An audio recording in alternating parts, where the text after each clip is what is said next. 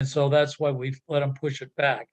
The design was for a two 10-unit Elgin uh, uh, trenches with vents, 440 gallons a day versus 440. Required 1,500-gallon 2-compartment tank with an outlet filter. Start. You have to turn that off. What's also in is a installation that's different that Neil just did. Installation of a high-density polyethylene barrier between the SAS and the foundation, because he's asking for a 10-foot separation instead of 20. And in fact, we've done that before to stop infiltration into the basement. There's no fill needed. There is ballast on the tank. Removal and compaction of an existing tank, and the 3-foot versus 5-foot water table separation. No reserve, and that's allowed with the Elgin system. So the SAS separation of the wetlands is greater than 80 feet. Granby requires 100, the state requires 50. It's a public water supply. This time, after putting and Lee brought it up, that this was just too close. The SAS was too close to the foundation. So Neil put a barrier that goes down below the bottom of the foundation. One. What is that? See if I can find that person and shut him off. But I don't see him. What's next? Oh, there's a whole bunch of shit. Item number 5 is masks at businesses. It looks like it was Sarah Russell causing all that disruption. So my suggestion is approve the 5. I didn't change that. The feet instead of inches. The 5 feet to 3-foot water table separation. Sheehan was our rep. Sheehan was our rep. But I just don't understand. This is an unruly group, and I'm trying to shut them off as they break in. And so we've got, and even though we've actually with the Elgin, we don't need that for the approved variance. Approve the variance from 20 feet to 10 foot for the SAS to the foundation with the plastic barrier. Allow the exception to the 100-foot Granby regulations of wetland separation to 80 feet, and approve the application subject to plumbing permit if working on a building sewer within 10 feet of the dwelling. Submission of new drawings showing that high-density polyethylene barrier, trench permit, and verification of the execution of the Elgin notification on the deed requirements required for the certificate of completion. How are we with this, Lee, Herb? Yeah, that covers all the bases. I'm guessing it may be overkill on my part, but does Neil have to file with conservation on this thing? Get back to the 80? Or he may have already done that, I don't know. Actually, I don't know what happens if he has to or not. I guess we could say that this needs a conservation review. We could ask that as an issue, and conservation can tell him whether he needs to file, but at least we could require on this one a conservation sign off. But the fact of the matter is you can't get 100 feet. No, you can't. And in fact, the state code specifically allows it within 50 feet. Then I don't really see why we have to do that. What are you thinking, Lee? Well, I know in the past we've gotten a little bit of flack from conservation for not keeping them abreast. But if I agree that the lot has a lot of restrictions on it, and this is the best we're gonna get. Do we just CC them what we're doing and just go with it as per Neil's plans and move forward? And We they could do can that. always That come would- back if, That would be a reason, in my mind, a reasonable thing, just let Colleen send it to Bill Shaheen. Could you Yeah. support that, Herb? Absolutely.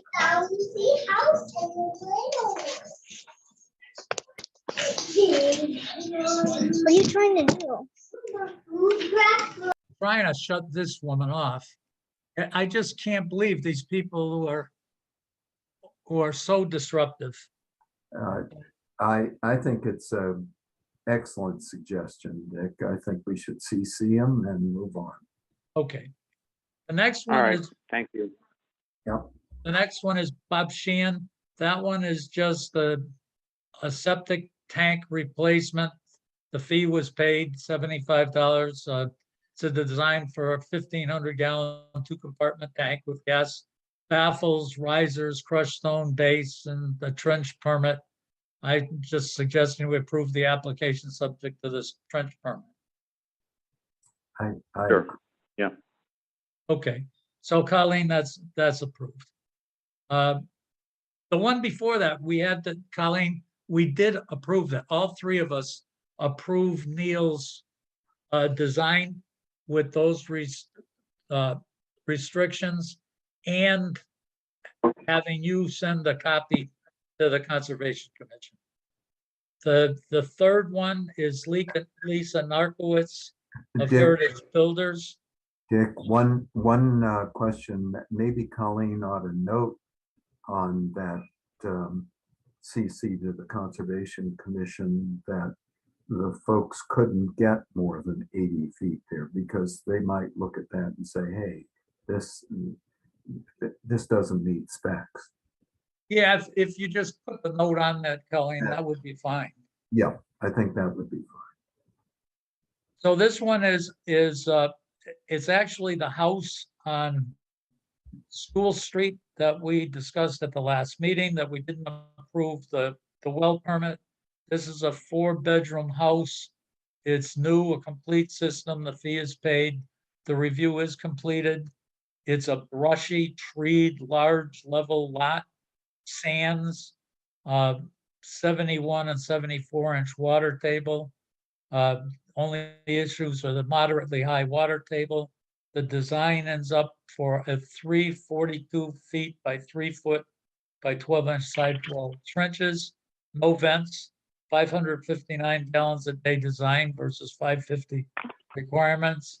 It's a 1,500-gallon 2-compartment tank with no outlet filter. Fills required, no ballast is required.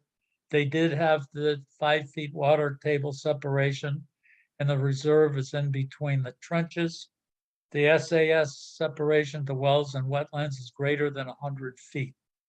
My suggestion is to approve the application subject to submission of revised drawings with the relocated trenched SAS, the D-box notes for base and gas baffles, 550-gallon design, the trench permit notes, the Board of Health strip inspection, and the fill requirements and a trench permit.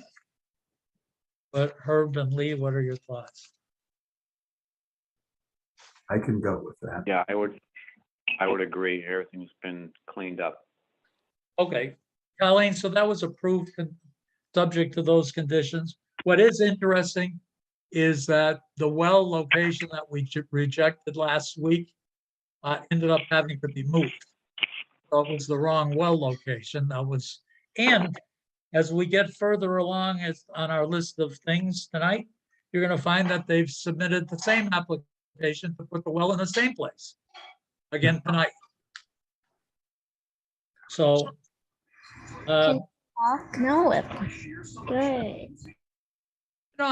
if you people that are on, I'm trying to shut you off as I can identify you, but it sure would help us if you'd give us the courtesy of just listening to what's going on instead of interrupting. So the next one is minutes for February 15th. Herb, you weren't there.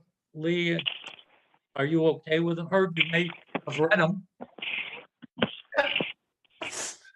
Yeah, Actually, I'm good with this. Okay, Dick, I did not review those, so I would recuse myself. okay, that's fine. And I approve them. So Colleen, that's Not approved. coming out of this meeting. If I'm muted. I can try to catch these people, but I guess I can just shut everybody off. Sure, yeah. Let's see if I can.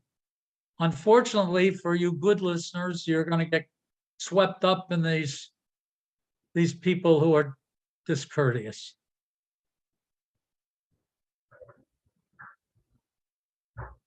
So I don't want to shut one of us off either.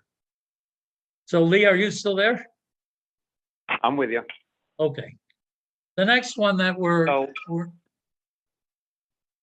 just one quick question going back to, where the hell am I here? School Street. You said that they sent in another, print with the bad well location. yeah, we'll get to it. We'll get to it at the end of the list. Oh, okay. All right. Thank you. Okay. I've got the timesheet for Colleen. 70 hours. Are we okay with that? Yes, Yes. And I am too, Colleen. That's approved. The next one is money turnover, and that's a total of 2,455. That's for Board of Health permits, 12,035. Licenses, Board of Health licenses, 120. Board of Health fee, 1,000. Gas permits, 100. Are we okay with that? yes, Yes. And I am too. So Colleen, that's all three of us approve that. The next one is a bill for Turley Publications for advertising a perk test. That's $54. Are we okay with that? yes. Yes. I am too, Colleen. All three of us approve that. The next one is, Colleen, is this a new permit for, it's what looks like the Jeremy Methy for JMC Services? Is that new? Can I see your phone for a second? On I wonder if I shut Colleen off. Colleen, how do I get you back on? I can ask to unmute.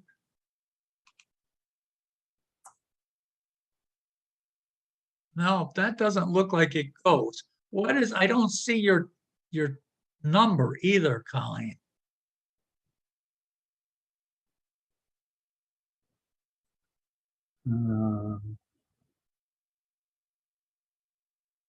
I guess, Colleen, you're gonna have to raise your hand. Can you hear me, Colleen, if you raise your hand?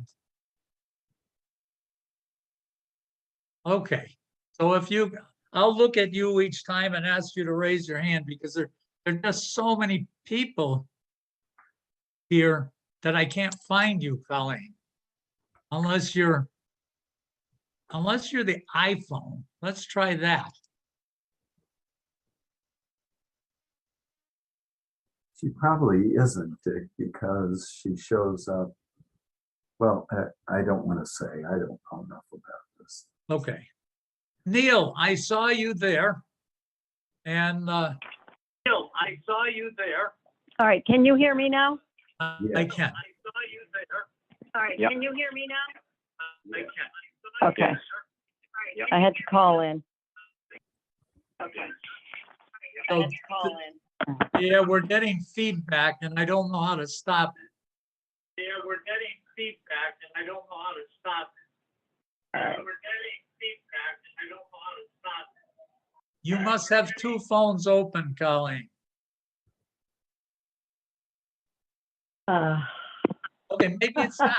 Okay, I'm, right, now I've shut off the, the picture, the video, but I am here, I can hear you. Okay. Okay, Neil, I can't see you, but I can tell you that you're up at 7:15. We approved your design. It was subject to, let's go back.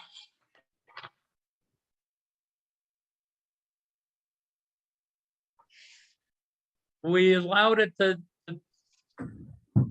granted the 5-foot to 3-foot variance. We approved the variance for 20 feet to 10 feet, the SAS to the foundation with the plastic barrier.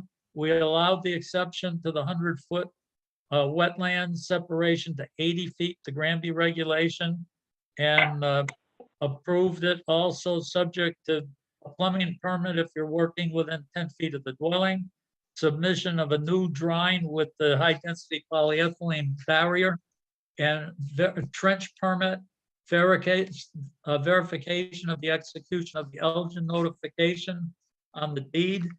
And finally, Colleen's going to send a copy to the Conservation Commission saying it is within closer than 100 feet, but that's as good as we could do.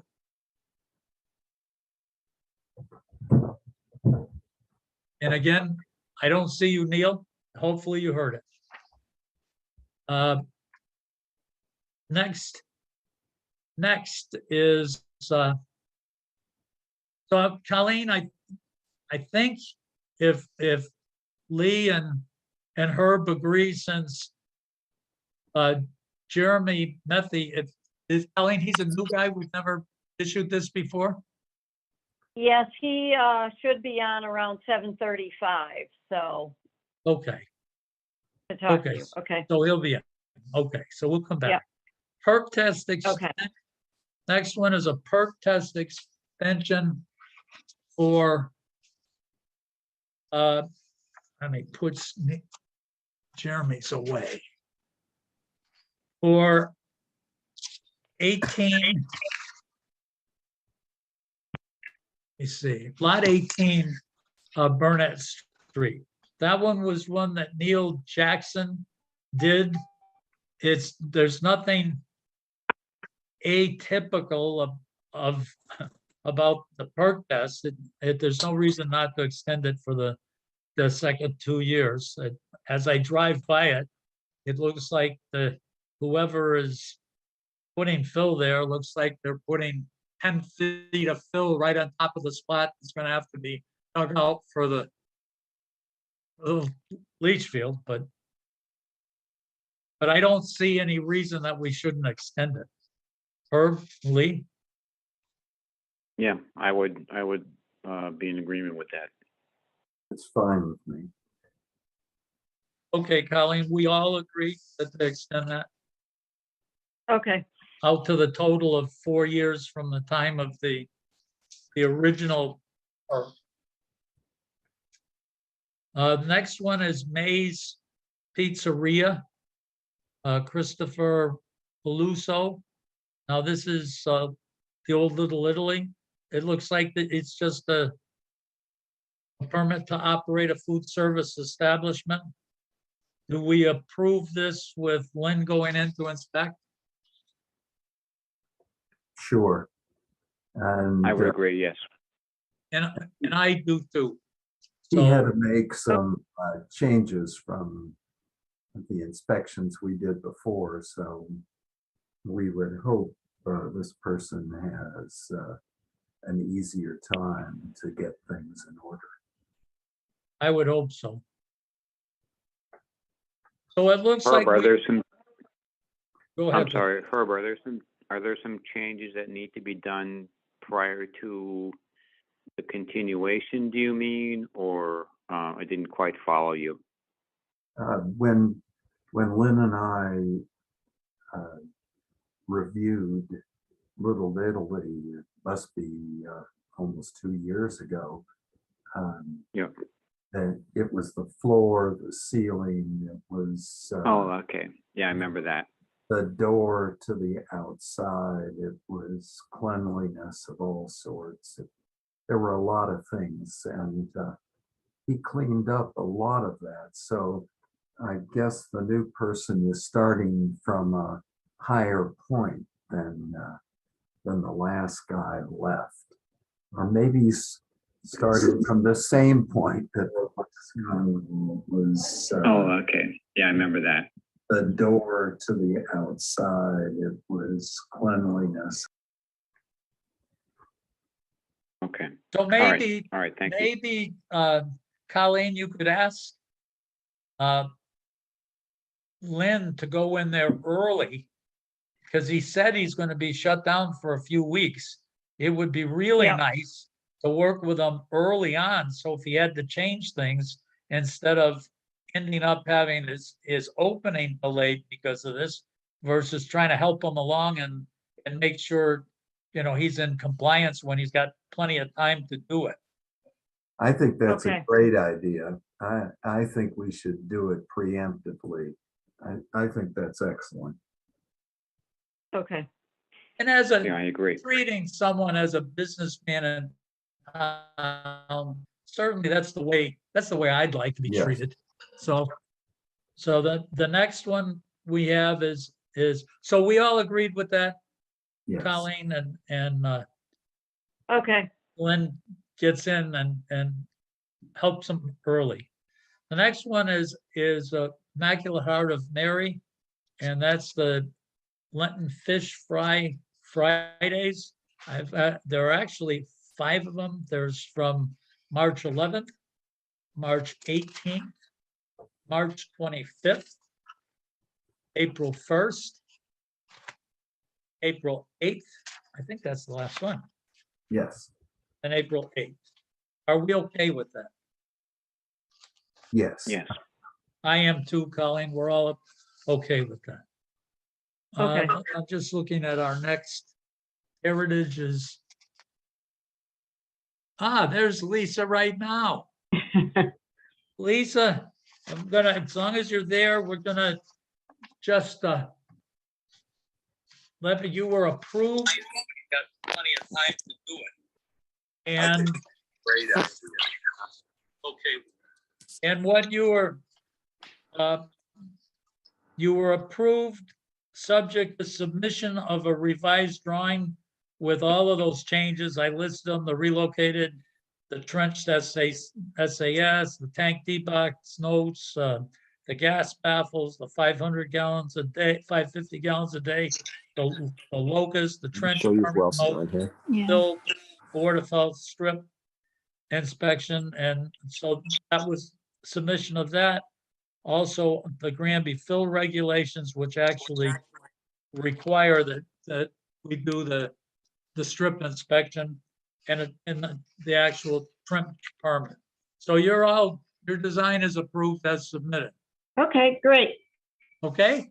Yep. Have a good night. You too. Thank you. Okay.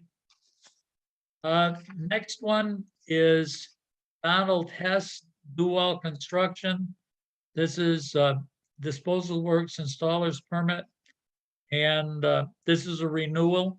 Are we okay with this one? Yes. Yes. I am too, Colleen, so that's approved. Okay. Huh? The next one is Jeff Lucier at Oh, the Little, traffic light? Yeah, I got rid of it. These guys thought someone stole the truck. oh, I got him. So Lillian Ranch excavation, just Lucier, a disposal works installers permit for renewal. Are we okay with that? Yes. Yes. I am too, Colleen, that's approved. Okay. Next one is, I'm just looking at our time. We're still okay till 7:35. A renewal, Walton Excavating, disposal works installers permit. For Wayne Walton, are we okay with that one? Yes. Okay, I am too. Lee? Yes, thank you. Okay, Colleen, we all approve. The next Okay. one is a well permit for lot 11 Chicopee Street. This one is, I'm just looking at, Oh, it should be Alan Katawit, I'm guessing. it is an Alan Katawitz. These are all the septics are in the front, the wells are in the back. Looks like there's Right. plenty of space. Are we okay with this one? Yes, thank you. Yeah, I am too. Colleen, that's approved. Okay, The next one is where I was talking about. If you look at what we just approved for Heritage, it shows that, now this is lot 13. It's the one that was requested 2 weeks ago. It's in the same location that we rejected. And the septic system that we just approved shows the well way up at along the driveway coming in. So this drawing once again is wrong. And I don't think we should be approving this application. well, Agreed. so why doesn't it square with the septic design? What's going on? Who's off base here? It looks like the owner is not in sync with the septic designer. So this is, as far as I can tell, an original septic system design that was never submitted to us. So what needs to happen is the owner has to get the proper septic design and put the well in the right place. But Well, it definitely will make the well in an illegal position. Well, they've got the septic design. Well, it's the wrong septic design too. Now I'm confused, Dick. The septic design that we just approved Yeah. is not this septic design. Got it. All right, now that's fine. So they need to give us an application with the new septic system design that we just approved with the new well location. That seems pretty straightforward. It does. So my suggestion is we reject this. I agree. Okay, I agree. So Yep. all three of us, Colleen, and the reason we did it is because it does not match the approved septic system design and well Okay. location. gotcha. All right. Okay. The next one is a well permit for 81 Pleasant Street. Now that's the old Wally Boy house, the house that's gone, that they're going to do a commercial building. The only question that I have is that lot had a septic system on it. I have no Right. idea what that septic system is. This well could be going right into the middle of the septic system.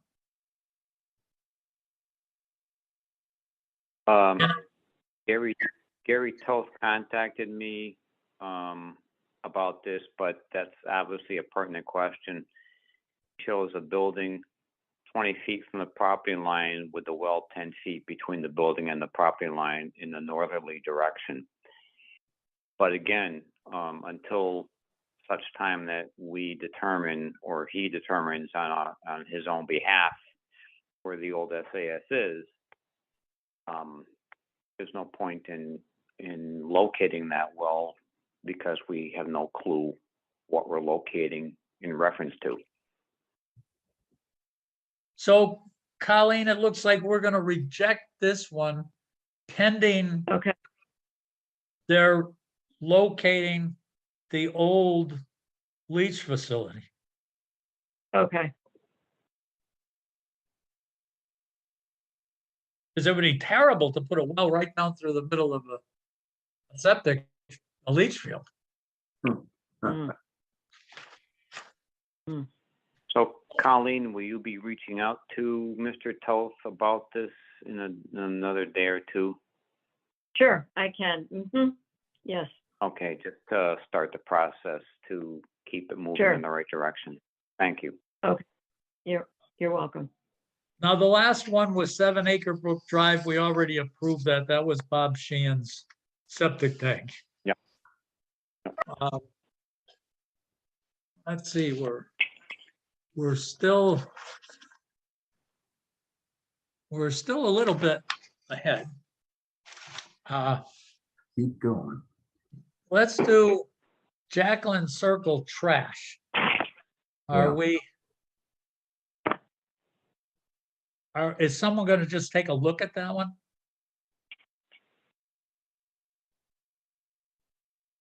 That one came from the fire department, I think. Yes. Okay. Whatever you want to do. I mean, do you want to go there on that one, Herb, or I'll do whatever you guys want? Sure, I'll drive by. Okay. Now, before we get on to these other issues, I'd like us to talk a little bit, because it's definitely going to end up mask regulations. And maybe we'll give some thought, because I see Jeremy is here. How you And guys doing? good, how are you? Good, But- thank you. But think about it, Herb and Lee, I think that tonight, if you look at, we've got listed masked businesses. We've got the issue on our mask mandate, as Stephen Sullivan pointed out to me, that was all one document, that with 3 different parts. We've got letters, numerous letters, that when we look at our correspondence, that specifically on emails, and well, I guess they're emails, specifically talk about school masks. We've got certainly where we fit. Last time, I thought COVID issues was too broad, and maybe we couldn't discuss it on COVID issues. But I think we've now got several letters that have gone out to hundreds of parents saying that masks were going to be discussed. I'm feeling comfortable that there's enough announcement and enough places on this whole agenda that the masks in each coming up, that we should be able to discuss. But give some thought. Let's talk to Jeremy first. Jeremy, we have a protocol that before any new installer is given a license to work in the town, we'd like to talk to them. And we start off always trying to understand what kind of experience you have. Typically, we say, what kind of experience do you have? What kind of equipment do you have? How do you end up running your jobs? Are you hands-on? And then finally, I ask you a question about what happens when you get on a job and what you see is not what Hedford was on the drawing. So if the first one is, what kind of experience do you have? I mean, I'll start from the beginning. I grew up in construction with my father, building houses mostly. In the last 7 years, my wife and I went to an LLC and we started doing mostly earthwork. We do a lot of commercial earthwork. We did recently the water treatment plant in Westfield, all the underground utilities and piping for that. We're working currently at the Northampton wastewater treatment plant, doing all the underground work. More so for septics. We probably have done, my first septic was in Lincoln, Massachusetts, Lexington area. And that was, I believe, about 12 years ago. We started the company originally in 2002. And now we've got licenses and have completed septics in Belchertown, Ludlow, Wilbraham, even Springfield, Chicopee. And I'm sure there's a couple other, Amherst, probably a couple Okay. other towns. If you were just to wing it, how many septic systems do you think you installed? I've probably done through JMC at this point, I would say about between 19 and the mid 20s. Okay. What kind of equipment do you have? So we have 4 triaxles. We have a Cabelco 160, which is about a 33,000 pound excavator. Volvo 145 with a 0 tail swing. We have 2 mini excavators, one that's a big mini, one a smaller mini. We have 2 track skid steers, 4 wheeled skid steers. Okay, I think you could probably stop there. I think we probably are all very impressed with what's parked in your yard. Yeah. Uh, Plenty parked there, whether it can operate or not. That's the question, that- right? What do you use to shoot grades? So depending to shoot grades or grade stakes. When you're typically on a job, So how if do you? it's if it's a septic, then we're typically using a laser for a septic. We do have a site transit as well. So if we have to, if we actually have to come off and do any kind of degrees offsets, or if we don't have corner stakes and we have to do them ourselves with our degrees, then we do have the transits as well. On the bigger jobs, we also have a Trimble GPS system. Okay. On a job, what is your role on the site? Are you a hands-on guy? Do you have lots of people working for you? Who's in charge of making sure that the Title V rules are followed? Absolutely. It depends on the project. I try to do a site visit as best I can every single day. I'm very hands-on the job sites as I'm working on one of the job sites every day. It just depends on what level of the jobs we have going on is. At this point, I haven't learned how to be in the office only. I do need to do that because we do have 11 employees at this time. The majority of our septics are being ran. Most of them are being ran by Billy Pizzo, which I assume a few of you guys in town probably know. He's had his license over the years in Granby. He's out of Belchertown. They had a construction company for a long time. He came to work for us about 7 years ago. So he is on the forefront of most of our septics. He really enjoys doing that compared to the commercial work. Okay. Now I'm going to ask you a question. My last question, and then Lee and Herb can talk to you. But in the event that you're on the site and you start digging and you find out what's in that hole is not at all what's on the drawing. Either you thought there was going to be sand and you found till, or you thought the hole was dry and you found water at 2 feet. Whatever happened, but it's just not what's on the drawing. What do you do? As long as it's not a burial site, as far as Indians or anything like that, or Native Americans, my first call would be to the engineer. There's too much on the stake to do a septic that's going to fail and come back as a lawsuit or pollute the area. We have friends of ours that live in Ludlow in a neighborhood that when we were younger, all the septics are failing for the reason that the installer cut corners and they all failed prematurely. And that was a massive lawsuit and a massive hang up for the town. So that kind of stuck with me since I was pretty young.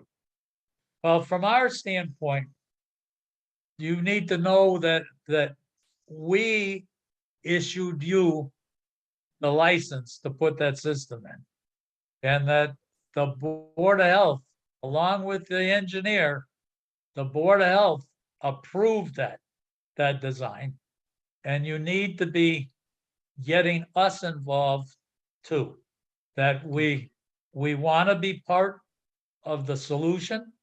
And as I tell every single person that is applying, if stuff turns south and you end up in court over something, you definitely want the Board of Health as witnesses for your lawyer as compared with the witnesses for the people who are suing you. And the way you avoid that from happening is to make sure we're involved. Absolutely. Herb and Lee, what are your thoughts? How many of these residential systems has Mr. Pizzo done? Roughly. I'm going to venture to say well over 300. Okay, Most so of it's pretty Belchertown, low.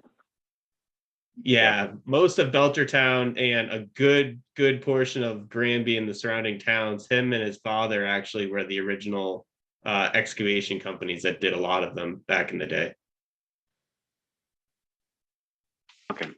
Okay, so he should know how the game works, obviously. Yeah. And he did have his license Okay. in Granby not too long ago, I don't believe either. Yes, he did. Herb, what are All your, right, thanks. what do you have? Not much to add. Jeremy makes all the right answers, and I'd be happy having him working on my site. So I think he sounds excellent. I agree with that. Lee, how do you feel? All good. Yep, thank you. Okay, Colleen, so we're all set. We issue that permit. Okay. All three of us. Have a good night, Excellent. Jeremy. Thank you guys. Have a good night as well. Okay, Bye. now we're coming up close to Lauren Devine. I'm just looking to see if she's with us yet. I guess I don't see her. And when she comes, we'll break in. Unless that's Lauren down there now. Okay, that's Lauren. Lauren, we're going to let you have the floor for a couple minutes. All right. Can everyone hear me okay? Yes. Hi, Yeah. Lauren. All right. Hi, Dr. Abelson. So nice to see everyone. It's nice to see you. Thank you for having me tonight and giving me a few minutes of your time. I just wanted to introduce myself and also just talk briefly about the Public Health Excellence Grant, which Granby is a part of, and just provide a quick update, a little bit of information, and then just let you know where we're headed with it. Of course, you can reach out to me anytime. So if you have questions or want to follow up with anything I present tonight, we can definitely do that, anytime.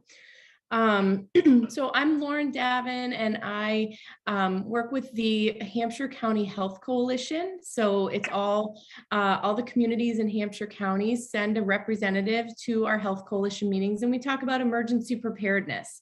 So we make sure that each one of our 20 towns is prepared for public health emergencies, which is more often than not emergency dispensing, which is dispensing some kind of medication. And right now we're doing emergency dispensing for the COVID vaccine. In the past, it's been a flu vaccine, an H1N1, a meningitis B outbreak vaccine, or emergency sheltering. So if we had prolonged power outages, where would people go and how would we keep people safe? So that's kind of at the heart of what we do. And so that's where I know, the folks on the Granby Board of Health from. And recently, and I also have, I'm not sure if she's joined us yet, but Allison Willett is one of our public health nurses. She might be popping on as well in case you see her. What we have is our Public Health Excellence Grant for Hampshire County. And as I mentioned, Granby is a part of it. And basically what it is shared services. And the grant was designed by the Department of Public Health to encourage towns to work together and share services so that everyone is able to meet the needs of their community.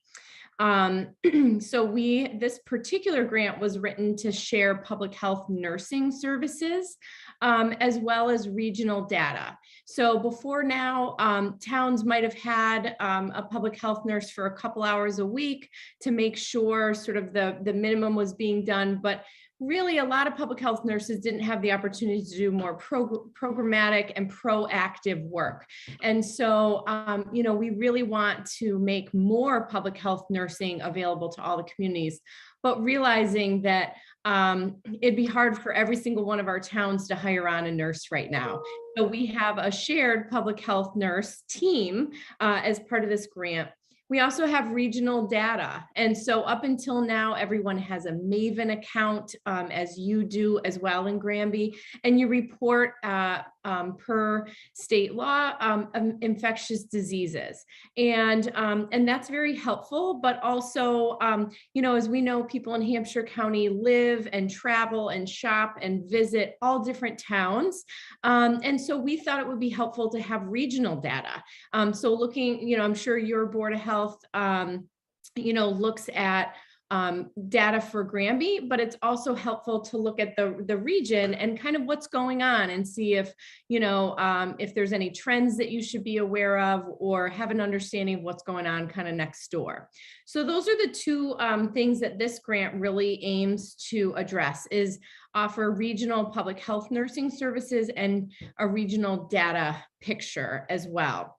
So although I'm here tonight and I see Allison has joined us, she's one of our public health nurses, there's a whole team of people behind me that is working together to deliver these services. So the City of Northampton is actually at the heart of this. They had applied for the grant. They already house the Health Coalition, the substance abuse program. They already house some regional contact tracing. And so it just seemed like a natural fit that they would house this grant as well and be the host agent. As you know, in Hampshire County, we no longer have a COG, a Council of Governments. So there's not sort of a natural organization to sort of take on grants and manage them, but Northampton does have a grant management team, and a lot of these pieces are already in place. They have the database and a lot of staff members that are already sort of working on other similar grants. And so this really seemed to fit in nicely without really burdening the town. So it really was a good fit with the City of Northampton. So we have the Health Director of Northampton, Meredith O'Leary, is really heading up this grant. There's a grants manager, as well as I think this is to try to. There's a whole team of public health nurses that you might see in your community and come out and visit with you and deliver services. We have a whole team of contact tracers. I know Colleen has spoken to some of our nurses in the past, and they've been providing some contact tracing support around COVID cases for you, and certainly can do other infectious disease surveillance and follow up as well as needed. So that structure is in place. So and then we have a data team. So we have a database as well as data managers, that are able to really take that data and help it, help us to be able to digest it. They can make graphs and look at trends and identify and provide your Board of Health with information that that can help you make decisions and inform kind of the work that you're doing. So that's all great, that even though Allison and I are here with you tonight, there's a whole other crew of people that are working behind the scenes to make sure that in Hampshire County, we're prepared and that we have the services that our community needs, and that by living in Western Massachusetts or being in a smaller town, you're not short on any services, that you're still able to receive the same services. regardless of where you live. So that's kind of the thought process behind the grant itself. As I mentioned so far, we've, the grant really started about a year ago. It started in June. And unfortunately, just because of COVID, we really had to pivot and just get right into addressing COVID concerns, which was contact tracing, PPE, vaccination clinics, and really kind of respond to the emergent need. Now that cases are really starting to come down, we're able to shift gears, and that's what we're doing now, and why Allison and I are here is really to talk about shifting gears. We're a little behind schedule because of COVID, but what we'd like to do moving forward is do more proactive work in the communities and provide true public health nursing and information and education and data that can inform our work and benefit our communities. So that's kind of what we've been doing up until now. We have been providing the contact tracing support to the town of Granby, as well as other infectious disease surveillance as needed. So Colleen makes a phone call, lets us know if she needs any additional support, and we can provide that. During the surge, we had to really prioritize cases and really focused our contact tracing on people under the age of 18 and over 65, as well as those living in group settings. But now that cases have come down, they're able to do outreach with every single case that comes to them. So keep that in mind. If you're overwhelmed and need support, or finding that there's an outbreak or something like that, we can certainly continue to assist, as well as providing COVID vaccination clinics. So if you're interested in doing a booster clinic at your Council on Aging or an upcoming event at one of your schools, we're certainly happy. We're a mobile team, so we can come to you. We certainly don't expect everyone from Granby to travel. That's kind of the benefit of this program, is we'll come to you. So we really are regional. We've also delivered some PPE. I know, Colleen, I saw you a week or two ago, and we were able to deliver some personal protective equipment to make sure that, Granby is prepared and has the equipment and supplies that you need, as well as we had some regional COVID testing sites that are still in operation that Granby has access to. And moving forward, we hope to provide you with quarterly data. So this group, your local Board of Health, can ask us for some data, but we'll be collecting data regionally and providing towns with that information so that you can digest it and talk about it as a group and use it to inform the work that you do. And moving forward, please keep in mind that at this time, we're doing regional public health nursing. However, moving forward, this grant has additional phases that we'll be moving into. That for many years, there's Mass General Law that requires each health department to provide certain services and to keep our communities safe.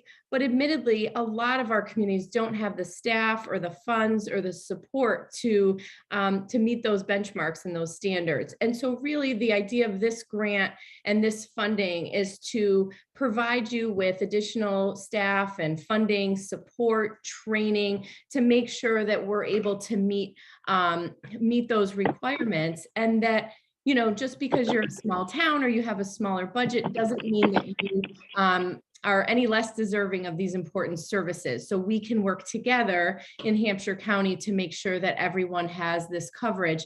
And so in the future, it could include things like inspectional services, food service, Title V, camp inspections, other things that, that we'll be able to support as well, should you need it. So your local Board of Health is always in the driver's seat, and you can always determine when you need our help and what you need our help with. But when you do identify a need in your community, I want you to know that there's a whole team of people here to help with those expertise and to be able to come to you and provide that. So I'll just kind of take a pause and take a break for a second there. Does anyone have any questions for me as we get started?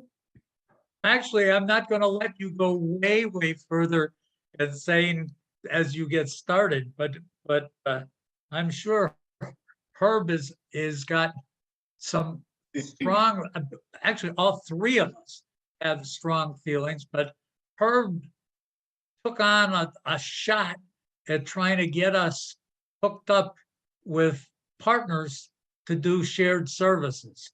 And we had the worst time trying to find partners. And Northampton ended up being what we saw as the perfect partner to do all the things that we envisioned. Herb, why don't you worked so hard on this thing, Herb, why don't you talk a bit? Well, I certainly not prepared to do that, Dick, but the shared services concept, I think, is one that deserves all of our very best efforts, because as Lauren is saying, there's few, if any, of our local towns that can really get their arms around the mass requirements for public health. Because when you read those, you see how far we have to try and advance public health. And I think that Lauren would agree that public health in the past has been perhaps relegated to the background. But this pandemic has very clearly demonstrated to all healthcare workers that we are desperately in need of better public health services. So this shared services grant is an opportunity for a small community like ours to benefit from every aspect of public health that we alone and individually could not possibly bring to bear in our community. So when we talk about doing the best for people in Granby, when we talk about maximizing health and opportunity for people in Granby, this shared services grant and the opportunities it gives us is really something we want to take advantage of. So I salute Lauren and Meredith and all of the people who are involved, because they are extraordinary practitioners of this previously semi-arcane discipline of public health, which is now coming to the fore. So Lauren, go for it, kid. Thank you for your support. And, just really quickly, because I know you're on a tight schedule, this first initial phase of the grant was 1 year. So we're about to close in on that first year. And just to let you know, there is an extension of a 3-year addition, another 3-year addition, and then a third 3-year addition. So it's kind of a 10-year span.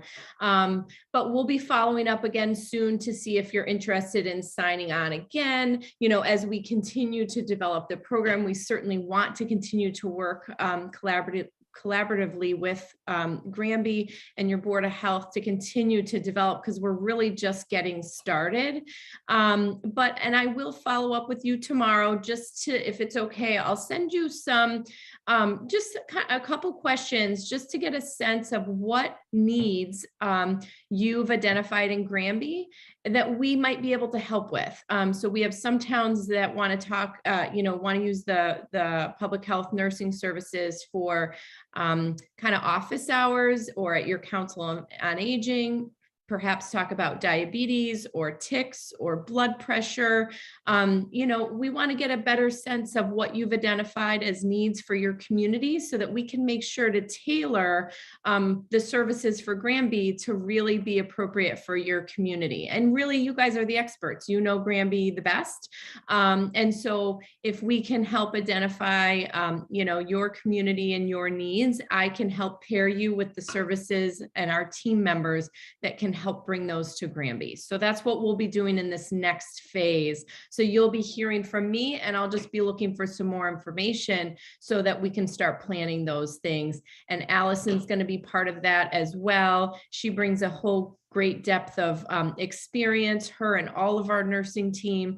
And so you'll be seeing their faces in your community and getting to know you and your colleagues and your municipal employees to make sure that, we can serve Granby in the best way possible. Well, certainly, I don't want to speak for the board right now because we haven't discussed this, but we would be delighted, excited, and preemptively, I will say to you, we want to be involved in going forth with the next phase of the shared services operations. Great. Yeah. And really, it's a great partnership. I mean, we're very fortunate in Hampshire County that we, work very collaboratively and are great partners here in Hampshire County. And so it's kind of a natural fit. It was an easy transition because we already have our health coalition. We already work together with local boards of health. And this is just sort of an extension of doing more of that, really, and providing you with more support and more funding and more services than, you previously have had access to. Thank you, Lauren. You bet. Lauren, I'm going to have to cut you off. All right, no And problem. certainly that we're happy to have you here.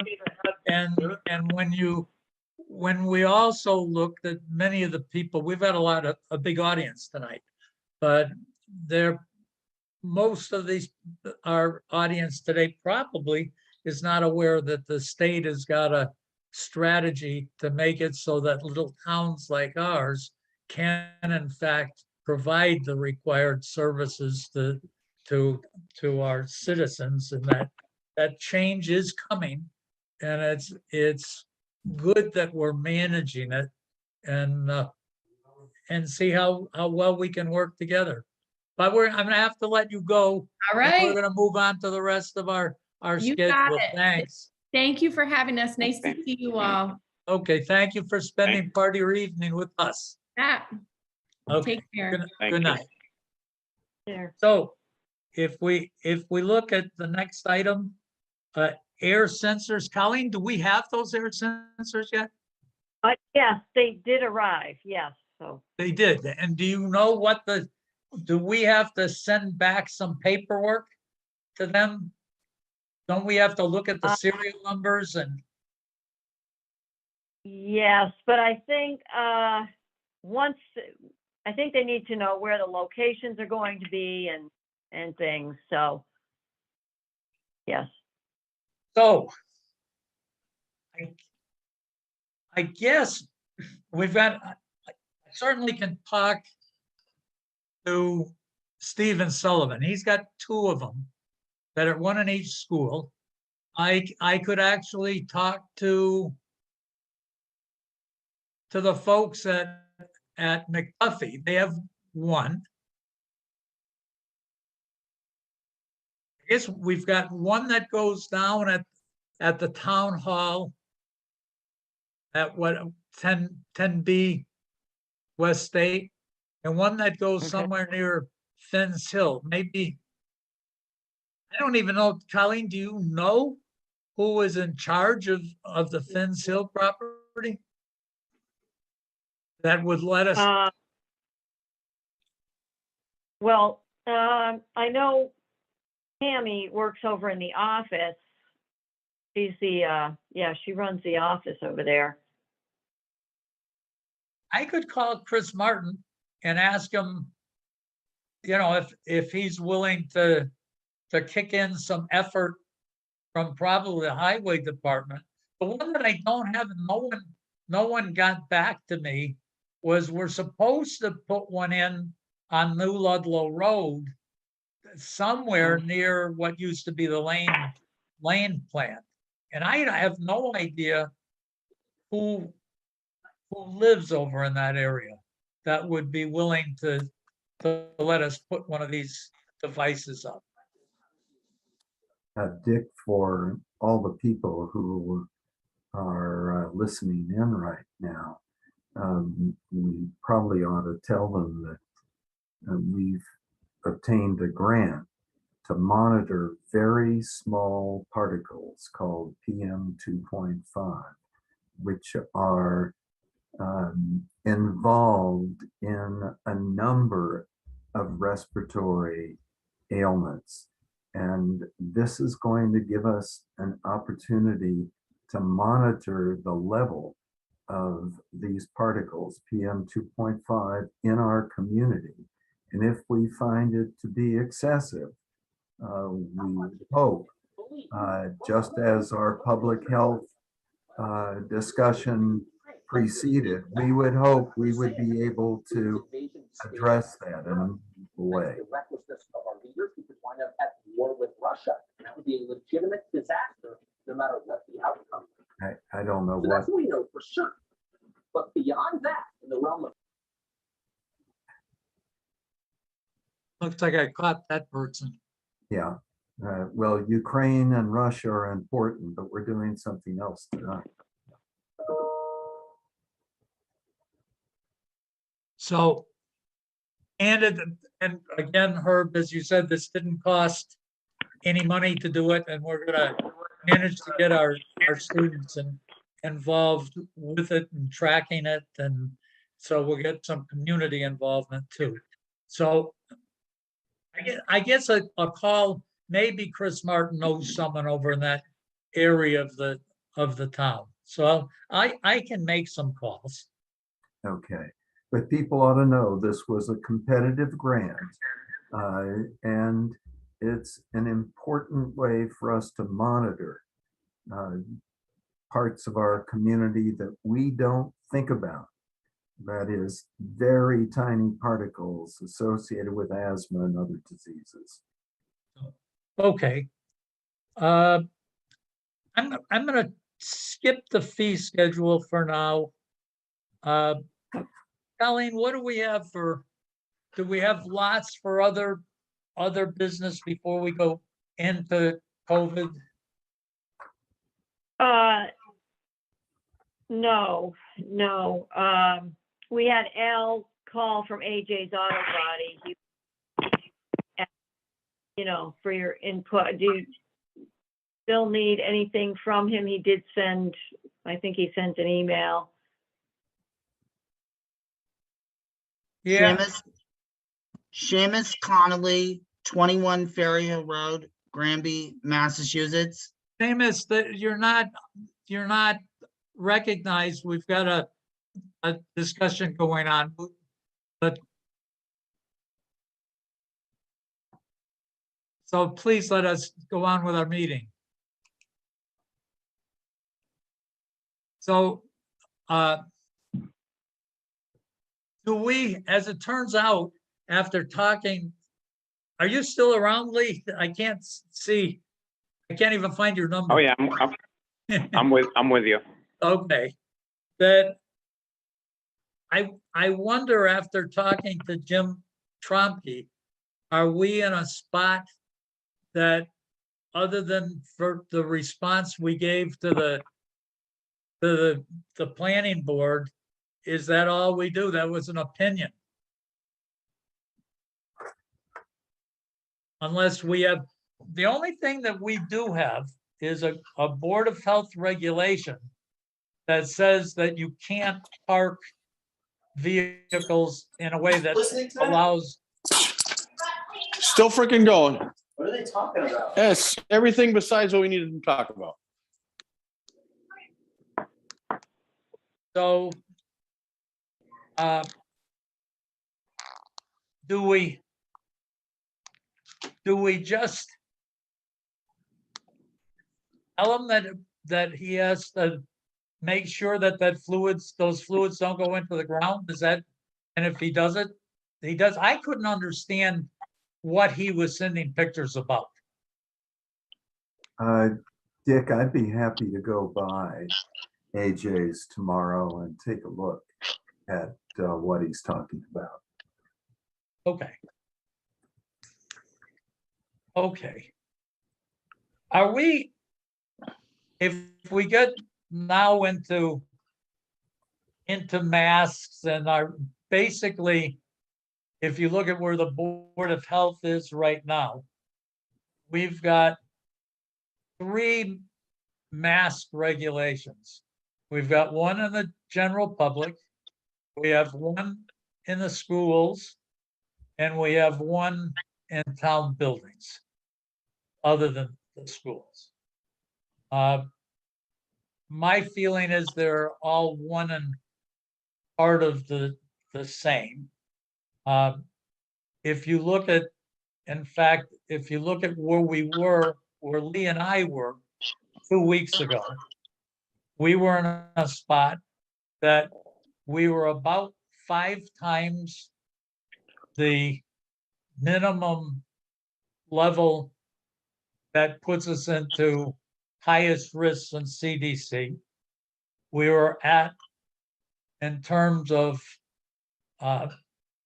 transmissibility, about where we were at Christmas a year ago, that stopped us all from going to share times with the people that we cared about. We had very, very high positivity.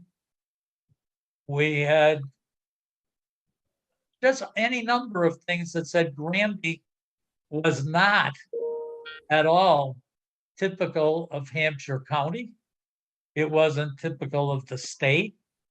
And in fact, Granby was exactly the kind of community that the governor said, communities, take care of yourself if you've got special requirements. And we had terrible before that, terrible conditions. And however, in 2 weeks, things have and on top of that, if you look at the trend that had a plateau at those very high numbers. And I'm relatively sure that the people listening probably aren't aware that Granby is probably understands the data of what's happening in Granby close to a real-time basis better than any other community in the state. However, given all of that, and I've sent out the charts, it really says that we went, I'm still tracking the colors, even though the state doesn't track the colors because everybody would have gone red and they're not meaningful. We're at the point now that we're still in a very steep downward trend. We've got levels that are now, when we look at the original colors or the modified ones after the state came out with the next level, but we've actually gone from, on the 14-day rolling averages, gone through the reds. We went through, the next one down, we hit yellows, we hit greens, and now we're at the lowest, at least some of the days now, we're at the gray level, which was not even reportable anymore. The CDC number is now we're getting to a spot that it's not very germane for Granby because the number's getting small. But the CDC number is the standardized number that looks at the number of new cases per day based on the previous 7 days. That number hits the highest risk at 100. We went the next level down below that is orange. The next level down below that is yellow.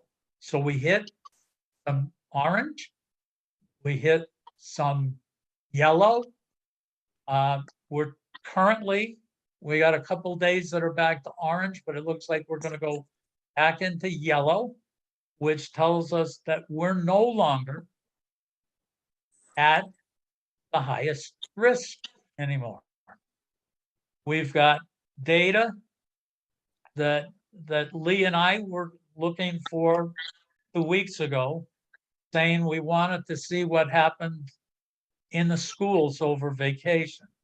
As it turns out, the numbers are so low that Nancy hasn't really seen any since the beginning of vacation, that the kids aren't getting those.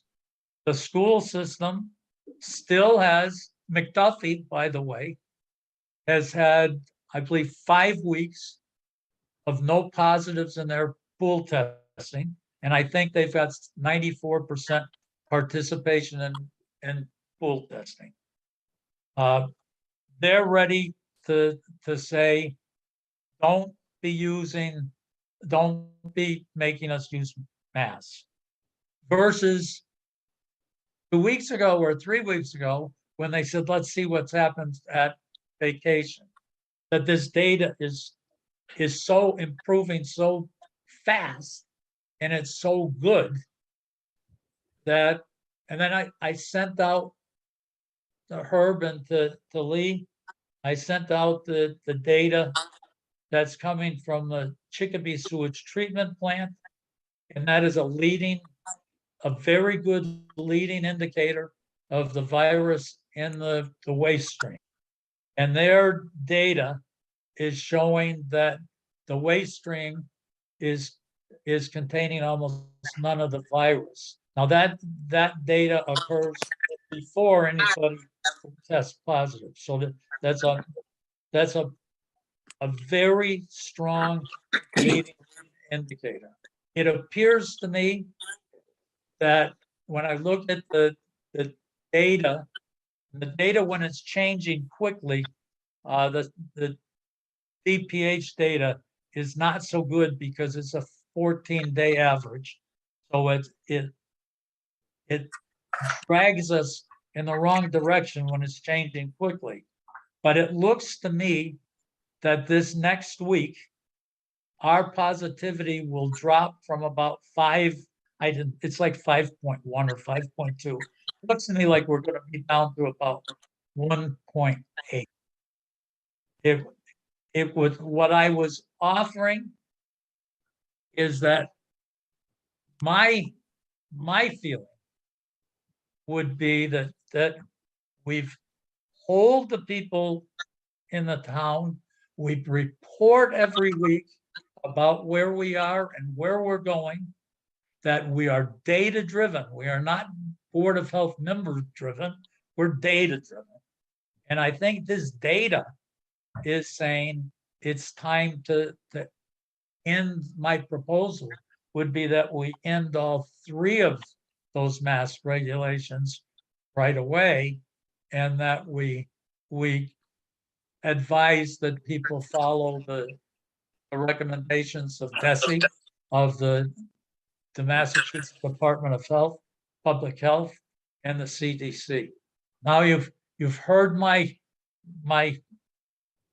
more than 10 minutes worth of data talk. Herb and Lee, what are your thoughts? Well, my thought, Dick, comes partially from a trip across the country, a vacation that we traveled all the way across the country, multiple airports and airplanes and large groups of people. And I was astounded by how few people were, number one, wearing masks, Number two, wearing masks properly. Number three, had any inclination whatsoever to protect themselves or others. I think this, so that was astounding to me, given our cloistered small group in Granby. I think the data, as you're emphasizing, the data suggests that wearing masks is not a mandatory issue, especially if one doesn't wear it properly, doesn't put it over one's nose or mouth or have it touched or have the right mask. But that doesn't mean that people shouldn't wear masks. I believe that anyone who wants to wear a mask ought to wear one. I believe that if you have COVID, you ought to wear a mask. I believe that if you have significant exposures to people with COVID, you ought to wear a mask. I believe that if you're immunosuppressed, you ought to wear a mask. And you ought to do that to protect yourself.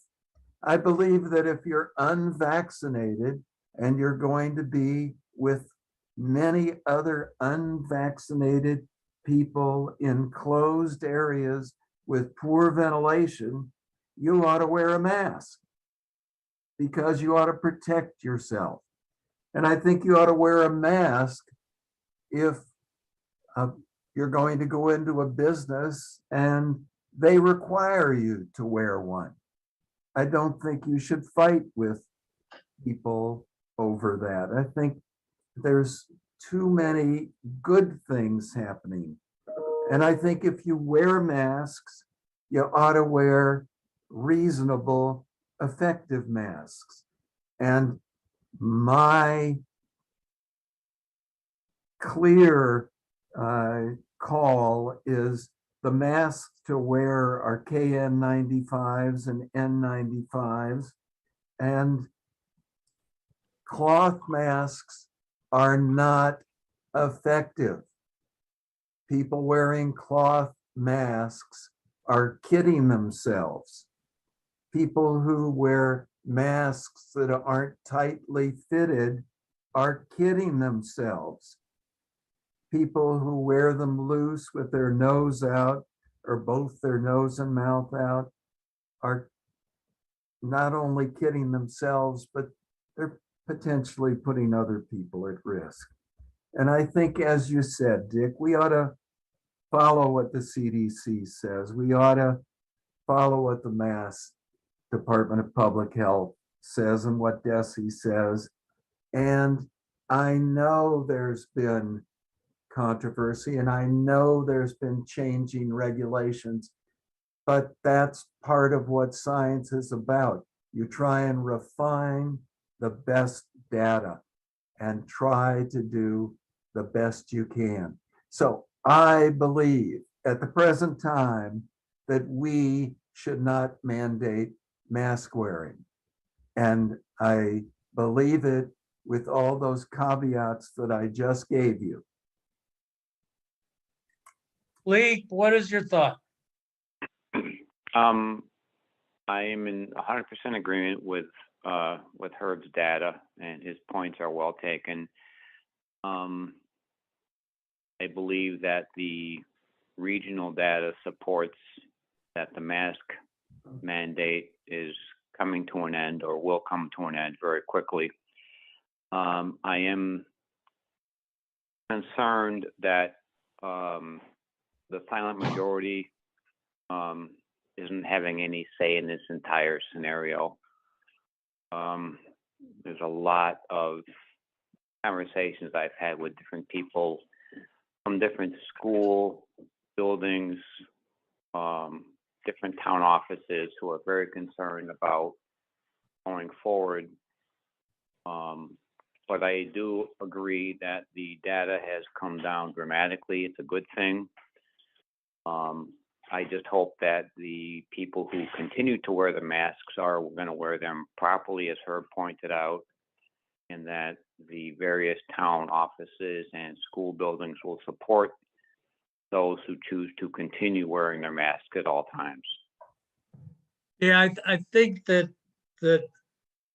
when Herb points out that if you're wearing the mask, if you're wearing a cloth mask to stop droplets from going, if you're sick and stop spreading it to other people, it does do that. What it doesn't do is that person who's wearing that cloth mask that says, I'm protecting myself, is, as Herb said, they're kidding themselves, because it's not doing that. It's you need to get the gold standard, which is the KN95 or the N95. That's how you protect yourself. And as you said, that through each of these recommendations that I'm hearing is that people are not supposed to be abused for wearing a mask. And that if different companies, as Herb says, if different companies say they want you to wear masks, and I would imagine that you're going to see it around medical places still for a while at least. But yeah, I think that you, Lee, you point out that there are lots of people that aren't on this meeting that we're having, but the point of this is that what Herb said, what I said, is this is not a vote. This is not someone that says, oh, I want this, just as much as maybe people had vaccinations, maybe they didn't. We find out in the last day, it looks like they made big mistakes with the 5-year-old to 11-year-olds. It looks like the vaccine is only 11% effective.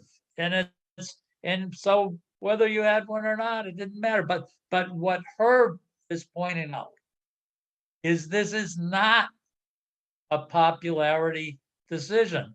This is data driven. We have data that is really powerful data. It's really complete. And in fact, we talked about Meredith O'Leary, the last speaker, head of the Northampton Board of Health. When she saw our data, she said, I can't believe that the town of Granby has got this kind of data and understands what's going on in our town. And that data is saying, as Herb says, that it is not a mandate from the Board of Health that's warranted from that data. That if you guys support it, I would move that we eliminate all Board of Health mask mandates immediately or as of midnight tonight, as of 12:01 tomorrow morning, that the Board of Health mask mandates, all three, are gone. I make that motion. Is there a second to that? I second that. Okay, all in favor? Say Aye. Aye. Aye. And aye. So Colleen, that carries unanimously. So as of 12:01 tomorrow morning, the mask mandate from all three mask mandates from the Board of Health will end. Okay. So do we have any other? As I said, for everybody on board here, this was not a public hearing. This was to be discussing the data and how we make decisions. And the Board of Health made a decision on this one based on data. And I have no idea how many people here are for this decision or against this decision. but it is one that is based on the facts that we have, the data that we have. So, And I Yeah. think it's a good decision, Dick. The fee schedule, I assume we will take up at another time. and my suggestion is, Colleen, we carry it to the next meeting. We had with Lauren and with this discussion, it's a long Yes, kind of meeting. I think that's a good idea. Okay. With that, then Lee, Colleen, are we done then? Yeah. I believe so. Okay. Then everybody, thank you for being part of our meeting tonight, and have a good night, everybody. Good night. Thank you. And everyone.